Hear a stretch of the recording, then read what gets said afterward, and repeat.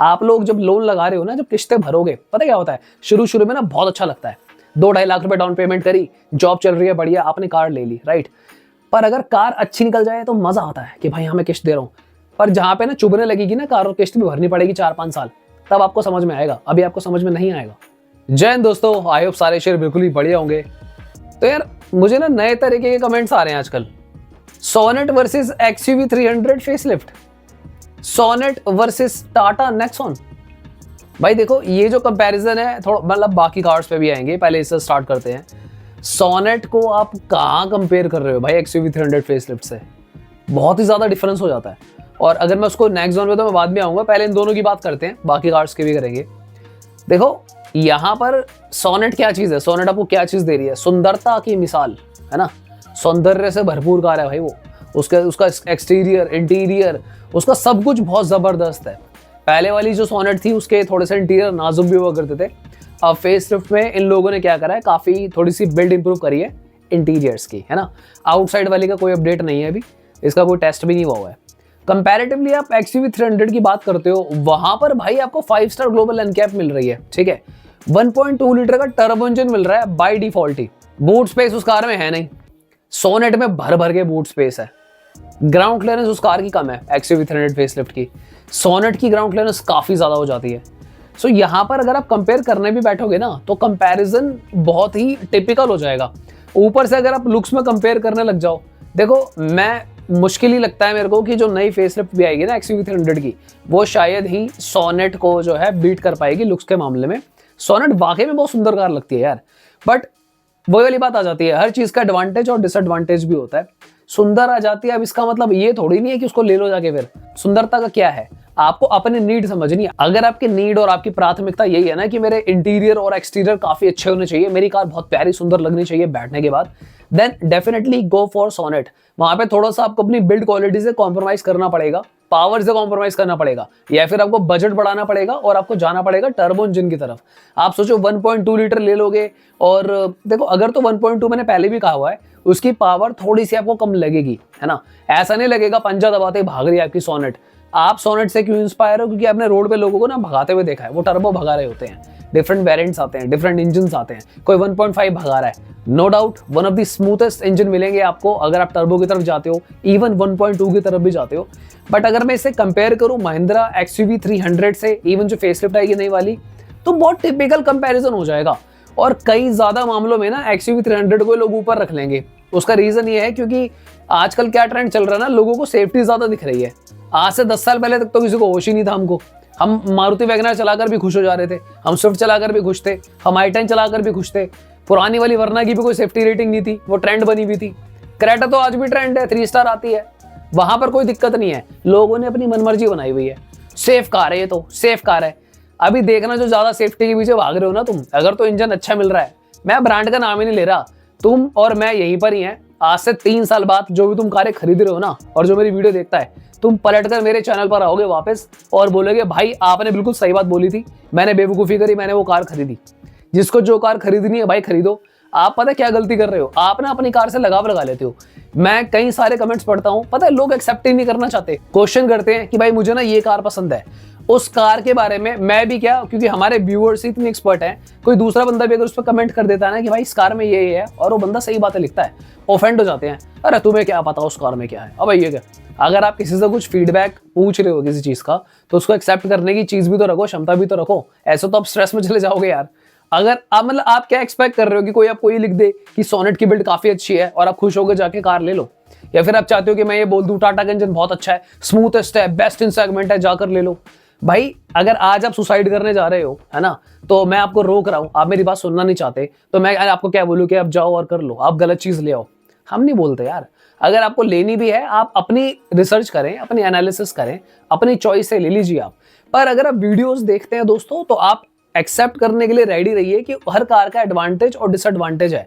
टाटा की कार्स का अपना एडवांटेज, अपना डिसएडवांटेज है। मारुति की कार्स का अपना एडवांटेज, अपना डिसएडवांटेज है। सबसे बेकार इंटीरियर लेके आती है मारुति। मैं इतनी बुराई करता हूं ब्रेजा की, तब तो किसी को नजर नहीं आती कि भाई इसने बुराई कर दी। सबसे घटिया इंटीरियर है मारुति की कार के, किसी लायक नहीं है अंदर से वो। पर एक बार अगर ये बोल दे ना 1.5 लीटर का इंजन आता है, बढ़िया पावर देता है, माइलेज अच्छी है, रीसेल बढ़िया है, तो भाई सुलग जाती है बंदों की। पता है क्यों? क्योंकि आप फीडबैक एक्सेप्ट ही नहीं करना चाहते।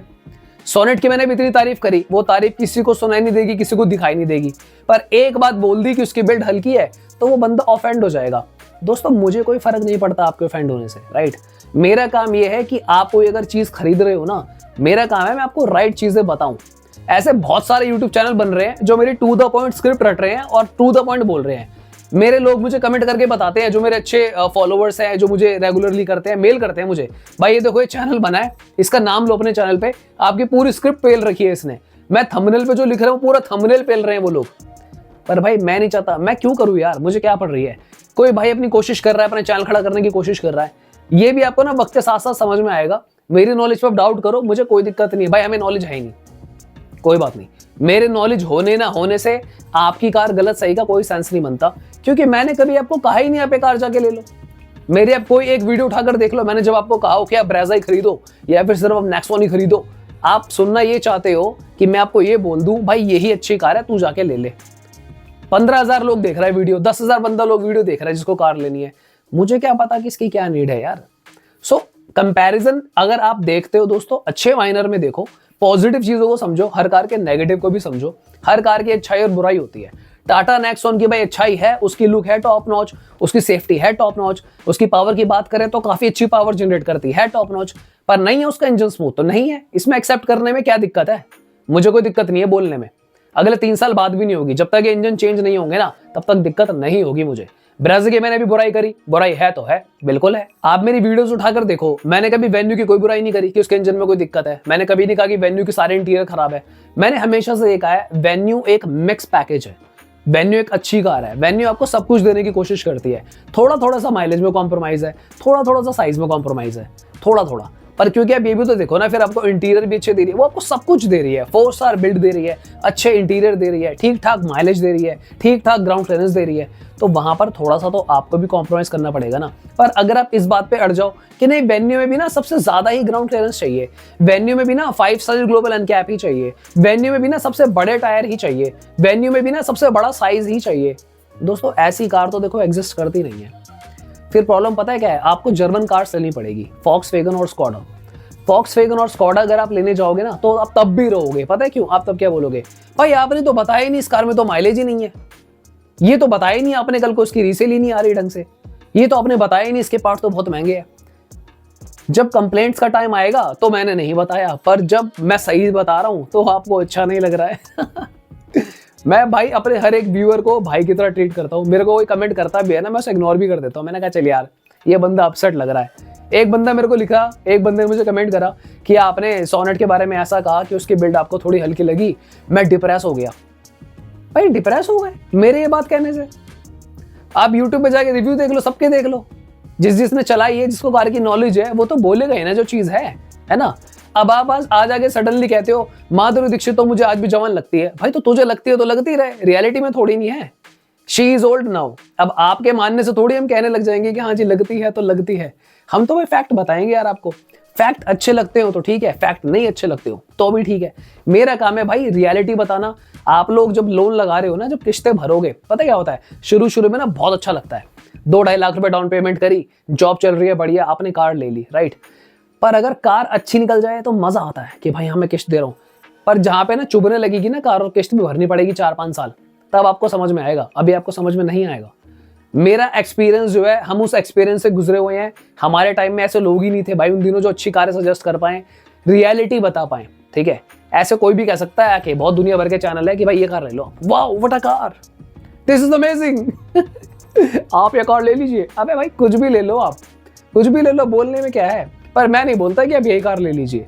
क्यों नहीं बोलता? क्योंकि मुझे आपकी नीड नहीं पता। कमेंट करो, पूरी बात लिखो कि कितना चलाते हो, रेंज क्या है। मुझे एक बंदे ने बोला कि मैं CNG कार लेना चाहता हूँ और मेरी जो साल की ड्राइविंग है वो तकरीबन 5 से 6 हज़ार किलोमीटर है, ठीक है। मैंने उसको रेकमेंड करा कि आपकी 5 से 6 हज़ार साल की है तो आप CNG लेके क्या करेंगे, 5 साल में आप कितने चला लोगे, 30,000, रिकवरी भी नहीं होगी। तो उसने मेरे को पता क्या रिप्लाई करा, वैसे मैं तो CNG ही लेना चाहता हूँ। ठीक है, थैंक यू भाई, आप लेना ही चाहते हो क्योंकि आपने मन बना लिया, आपको मैथ्स नहीं आती, आपकी कैलकुलेशन वीक है, आप ये समझ ही नहीं पा रहे हो कि आप एडवांस में 1 लाख दे रहे हो, 1 लाख का तो बाद में पेट्रोल डलवा लेना। This is simple math. But जिसको जो समझना है भाई समझता रहे, हमें जो बोलना है हम तो वो बोलेंगे, जिसको भाई जो समझ में आता हो तो ठीक है। हम दिल से अच्छा काम कर रहे हैं। मेरे चैनल का मिशन उद्देश्य तो भाई यही है कि कोई भी भाई कोई भी कार ले रहा हो ना, उसको कोई रॉन्ग एडवाइस ना दी जाए। रॉन्ग एडवाइस देने से पता है एक शब्द, कोई चैनल जिसके मिलियंस ऑफ व्यू है ना, वो आपको एक बात बोलेगा ये कार ले लो, उसका तो कुछ नहीं है, एक व्यू है, एक शब्द है। पर एक बंदा जो कार ले रहा है ना, वो कई सालों का पैसा लगा है, उसका कई सालों की इन्वेस्टमेंट है, उसको EMI भरनी है अगले 4-5 साल। तो भाई मैं तो चीज़ों को बहुत सीरियसली लेता हूँ, इसलिए मैं सीरियस फीडबैक देता हूँ। इतनी सिंपल सी बात है। आज की वीडियो में भी अगर आपको जो मैंने फैक्ट्स बताए हैं ना, मेरे चैनल पे बाकी वीडियोस भी जाके देखना, कॉम्पैक्ट SUV या अदर SUVs की, आपके सारे डाउट क्लियर हो जाएंगे। और ये ऊट पटांग कंपैरिजन करने बंद करें। आप कमेंट करते हैं मुझे बहुत अच्छा लगता है, तो प्लीज़ कमेंट्स को एक्सेप्ट करें कि भाई जो मैंने फैक्ट बताया है कि डेफिनेटली आप उस पर अमल करना चाहो, नहीं करना चाहो एक अलग बात है, पर आप मुझे मत लिखा करो यार कि इस बात का कोई सेंस नहीं है। सेंस था ही नहीं तो आपने क्वेश्चन करा ही क्यों? आप इतने ही स्मार्ट थे तो आप यूट्यूब पे कर क्या रहे हैं? कर भी रहे हैं कुछ तो हमारे चैनल पे कमेंट क्यों कर रहे हैं क्वेश्चन, अगर आपको कुछ रिवर्ट अच्छा नहीं लग रहा। मैं बहुत कंफ्यूज हो जाता हूँ कई बार, मुझे समझ में नहीं आता। मेरे को लोग ये भी कह देते हैं कि फॉक्सवैगन की कार्स बेकार हैं, स्कोडा की कार्स बेकार हैं, हमको तो टाटा पसंद है। तो भाई आप टाटा ले लीजिए, बहुत अच्छी बात है। देखो टाटा कोई बुरी कार नहीं है। आपने कहावत सुनी होगी कुएं का मेंढक, जिसको जो चीज अच्छी लगेगी ना उसको वो अच्छी लगेगी ही लगेगी। जब आप आगे बढ़े ही नहीं, आपने ना कभी मारुति चलाई है, आपने ना कभी Hyundai चलाई है, ना आपने कभी किया चलाई है, आपने कोई अदर ब्रांड कभी चलाया ही नहीं है, ठीक है, मैं जर्मन तक तो कहाँ ही जाऊं। जिसको ड्राइविंग करनी आती है ना, उसको सब पता है कि कौन सा इंजन क्या होता है। और अभी आप नए ड्राइवर हो, आप नए नए आए हो भी निकल के, आपने क्या करा ना, आपने ऑल्टो वोल्टो चला ली है मारुति टेस्ट ड्राइविंग के टाइम पे। वो गाड़ियाँ क्या होती है, उसमें क्या ही पावर है, क्या ही आपको अच्छा एक्सपीरियंस है, क्या इंटीरियर है। फिर आप जाके क्या कर रहे हो कि भाई मैं तो काम करता हूँ पंच ले लेता हूँ। पंच लो भाई, बिल्कुल लो अगर आपका बजट कम है, पर अगर आपका बजट ज्यादा है आप तब भी पंच ले रहे हो तो लिख के ले जाओ, मेरी वीडियो आज 2-3 साल बाद आओगे और कमेंट करना कि भाई मैं तो पछता रहा हूँ, और आप पछताओगे। क्योंकि उसका सिंपल सा एक कारण है, अगर आपको ड्राइविंग आती है, आपका बजट भी है, पर आप जबरदस्ती पंच ले रहे हो तो आप बहुत बुरा कर रहे हो अपने साथ। कंपैरेटिवली अगर आपका बजट वीक है, अभी आपका कम बजट है, चाहे आपको कितनी अच्छी ड्राइविंग आती हो, पंच पे जाना एक स्मार्ट चॉइस है, रादर देन आप अपना लोन बढ़ाकर कोई बड़ी कार पे जाओ। मैं आपको ये भी रेकमेंड करता हूँ, अगर आपका हाथ टाइट है, Punch is one of the finest car यार, आप बिल्कुल जाओ पंच की तरफ। पर अगर आप समझ रहे होगे मैं क्या कहना चाह रहा हूँ, इससे ज्यादा गहरी बात मैं नहीं कह सकता। आज की वीडियो को यहीं पे एंड करते हैं। वीडियो अच्छी लगी हो तो सब्सक्राइब करना मत करना, मैं किसी को भी फोर्स नहीं कर रहा हूँ। अच्छी लगे तो वीडियो को लाइक करना, वो भी आपकी चॉइस है। Thank you so much guys, have a good day, bye bye, take care.